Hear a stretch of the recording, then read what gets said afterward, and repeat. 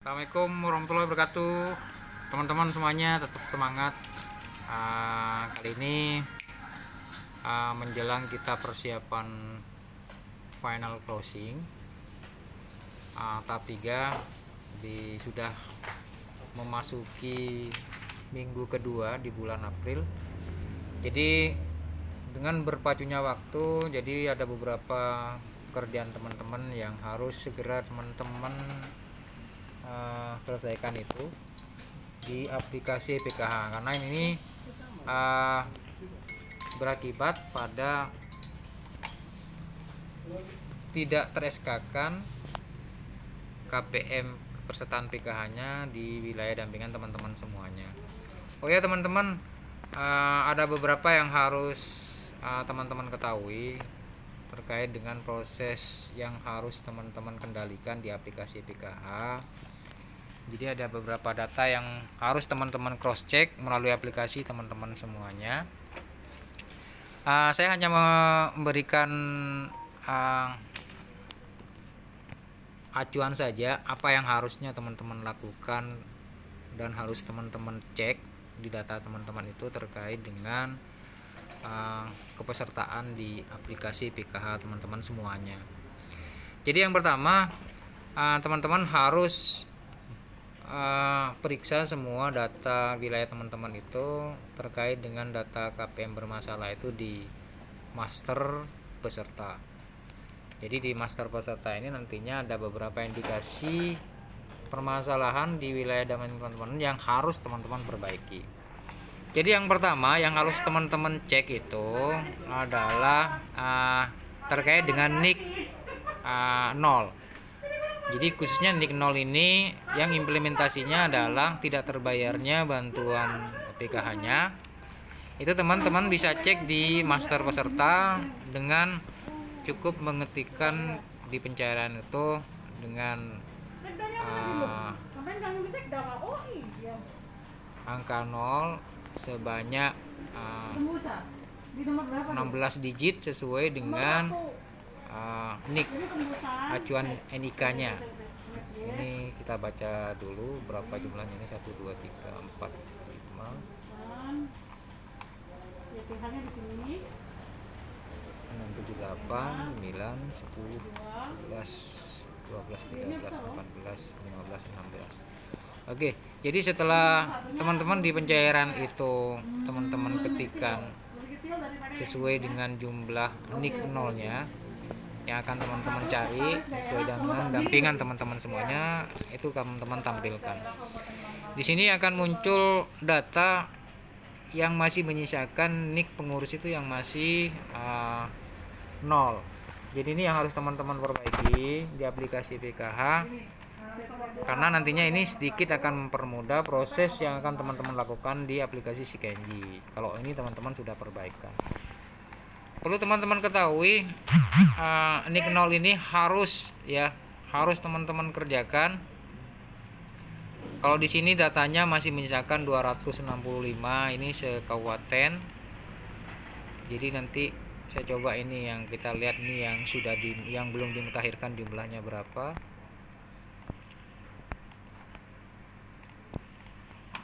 Ini ya, oh ternyata masih menyisakan tiga data yang belum dimutakhirkan. Ini teman-teman nanti segera ya dimutakhirkan.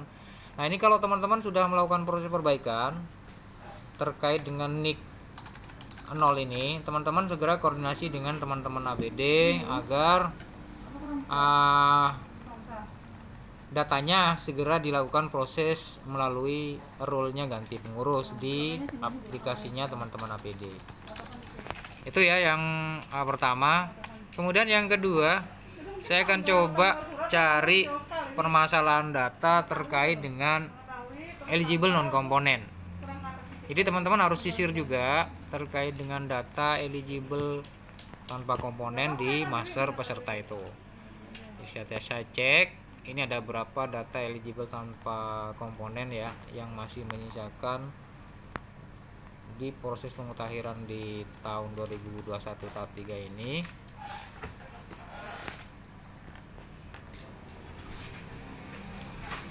Ini Ini masih 964 ya KPM yang masih belum dimutakhirkan terkait dengan eligible tanpa komponen.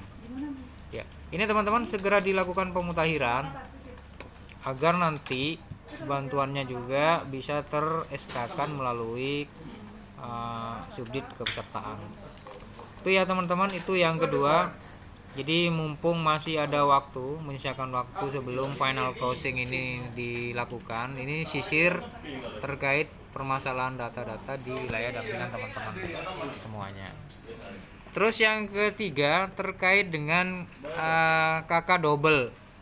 Jadi KK double itu ini segera dilakukan proses perbaikan juga, dimana kalau memang itu terindikasi memang datanya di luar KK, itu teman-teman segera buang, usulkan untuk dihapus.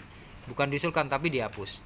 Jadi datanya dari mana? Datanya nanti teman-teman minta ke masing-masing APD, di situ sudah ada. Nanti tinggal teman-teman perbaiki itu.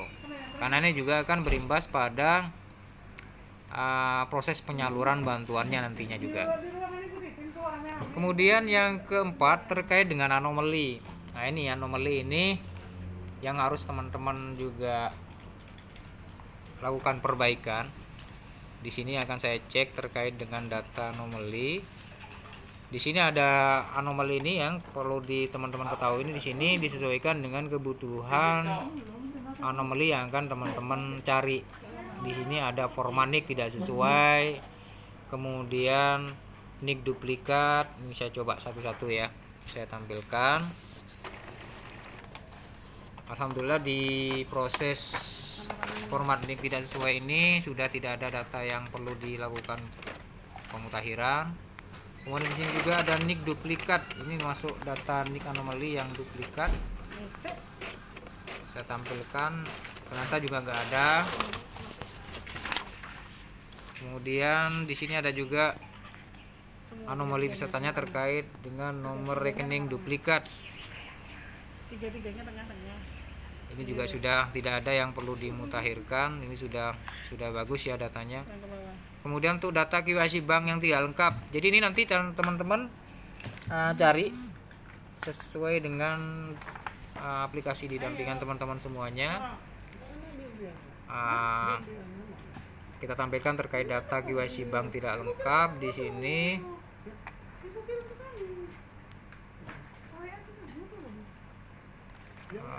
Kok nggak ada ya? Oh, di sini karena memang ini tampilannya ternyata di eligible, jadi harusnya di peserta eligible ya. Di peserta eligible. Jadi nantinya teman-teman tampilkan itu disesuaikan dengan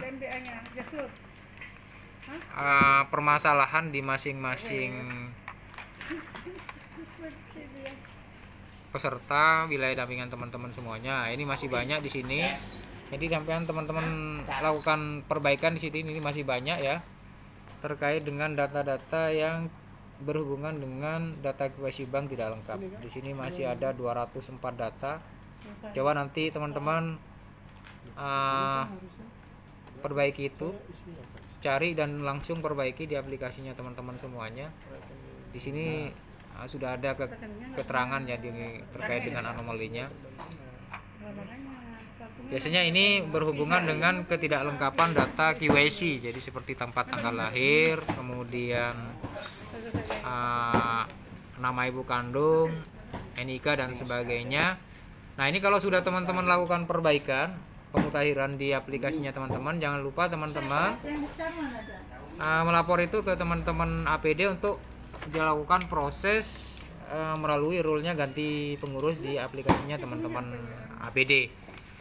Karena ini kalau tidak dilakukan itu nantinya tidak akan berubah ini proses yang sudah dilakukan perbaikan atau pemutakhiran oleh teman-teman semuanya. Itu ya teman-teman terkait dengan anomali, ini semuanya dicari nantinya di wilayah dampingan teman-teman semuanya. Kalau ini masih menyisakan, karena ini imbasnya nantinya implementasinya di data bantuan sosialnya yang akan bermasalah nantinya. Jadi saya berharap ini data-data ini sudah bersih dan tidak ada yang bermasalah di dampingan teman-teman, sehingga bisa mempermudah proses peng-SK-an dari penerimaan bansos KPM teman-teman semuanya. Tadi sudah masuk yang poin yang keempat, sekarang masuk yang poin kelima. Jadi yang kelima ini terkait dengan status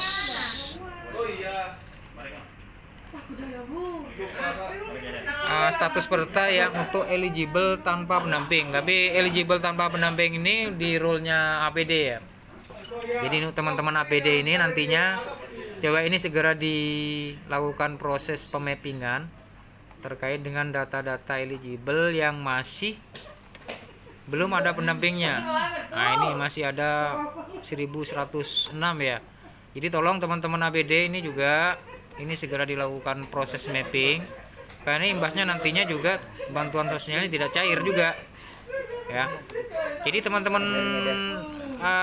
pendamping juga sambil diingatkan juga teman-teman APD jika memang di wilayah teman-teman semuanya KPM di wilayah dampingan teman-teman itu merasa kurang. Jadi bisa jadi ada KPM-KPM yang belum dilakukan proses mapping oleh teman-teman APD. Jadi ini di eligible tanpa pendamping ini itu di rule-nya teman-teman APD. Tapi teman-teman pendamping bisa mengingatkan kepada teman-teman APD untuk kekurangan dari data-data KPM di wilayah dampingan teman-teman semuanya. Kemudian masuk poin ke-6 itu terkait dengan eligible tanpa kelompok. Jadi kita sisir semua terkait dengan status-status bermasalah ini. Apakah masih ada atau tidak? Saya cekkan dulu di sini di aplikasi. Ternyata masih ada yang ada 400 data yang belum ada kelompoknya. Nah, jadi ini tugasnya teman-teman pendamping untuk segera mengelompokkan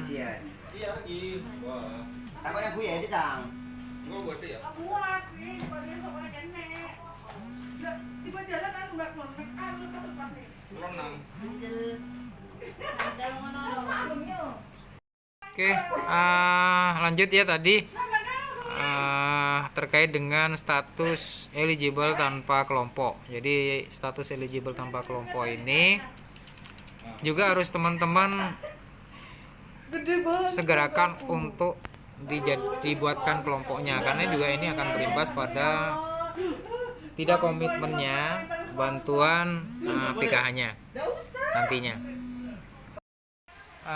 Itu ya teman-teman terkait dengan peserta eligible tanpa kelompok.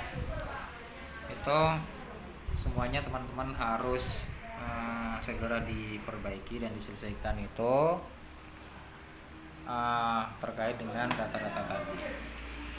Yang jelas di semua status di master peserta itu teman-teman sisir terkait dengan data-data yang bermasalah itu dan segera lakukan proses pemutahiran. Selanjutnya yang terakhir terkait dengan verifikasi komitmen. Jadi verifikasi komitmen ini berhubungan dengan proses verifikasi. Jadi kalau teman-teman sudah melakukan proses perbaikan itu semuanya terkait dengan permasalahan di data teman-teman tadi semuanya itu, teman-teman segera lakukan proses verifikasi ya. Lakukan proses verifikasi. Di sini saya coba cek proses verifikasi yang sudah teman-teman lakukan ya di sini. Ini terkait dengan verifikasi ini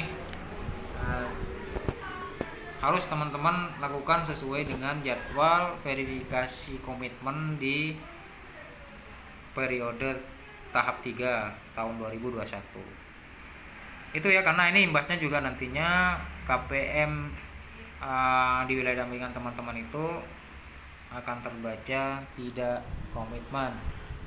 Jadi akan dilada penundaan bantuan sosial PKH-nya.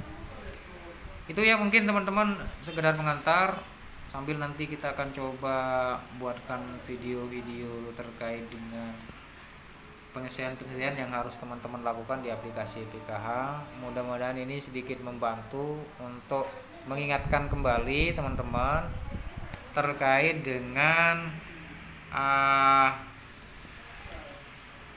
data yang harus teman-teman perbaiki di aplikasi PKH. Kurang lebihnya itu, jadi kalau memang nanti ada yang belum paham, segera bisa hubungi terkait dengan kebutuhan masing-masing permasalahan yang ingin teman-teman tanyakan. Boleh ke APD, boleh ke saya langsung atau ke Korkap masing-masing langsung untuk menanyakan terkait dengan permasalahan-permasalahan yang terjadi. Di luar itu akan saya coba sampel ya dulu ya, sebelum saya tutup ini akan coba saya sampel. Ini tadi ada teman-teman yang tanya terkait dengan data anomali ya, terkait dengan data anomali yang mengacu pada permasalahan status anomalinya itu data KYC bank tidak lengkap ya. Terkait dengan data KYC bank tidak lengkap, jadi ini saya coba sampel ya, buka satu di sini terkait dengan data itu. Jadi ini sih di sini akan teridentifikasi terkait dengan KYC pengurusnya yang tidak sesuai dengan data yang diminta oleh pihak perbankan. Jadi di sini harus teman-teman lengkapi datanya. Di sini masih ada NIK 0 ternyata. Jadi ini data KYC-nya bermasalahnya di NIK 0 gitu ya. Dalam artian di sini ini harus dilakukan, teman-teman lakukan perbaikan sehingga ini masuk di data anomali KYC-nya tidak lengkap. Coba saya cek dulu terkait dengan datanya. Di datanya itu apakah itu sebenarnya nicknya? Sebenarnya nicknya ada ya. Tadi atas nama Mije ya. Ini. Jadi kalau umpamanya nicknya sudah ada di sini, saya cek di sini atas nama Mije itu. Nah, nicknya sebenarnya sudah ada tadi. Terkait dengan pengurus tadi, sebenarnya nicknya sudah ada. Jadi kalau teman-teman sudah cross check seperti ini, yang jadi permasalahan ini biar teman-teman paham. Berarti ini yang jadi permasalahan di sini, ini belum dilakukan proses perubahan status pemutahiran yang dilakukan oleh teman-teman itu melalui role ganti pengurus di teman-teman APD.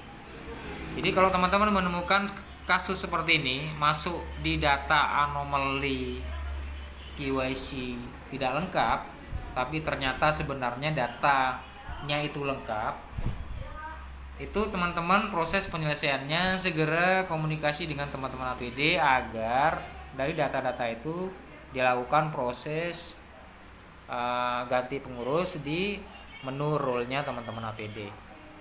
Itu ya teman-teman, ini pertanyaan dari teman-teman pendamping tadi yang menanyakan sebenarnya terkait dengan data anomali yang bermasalah terkait dengan KYC bank itu seperti apa sih.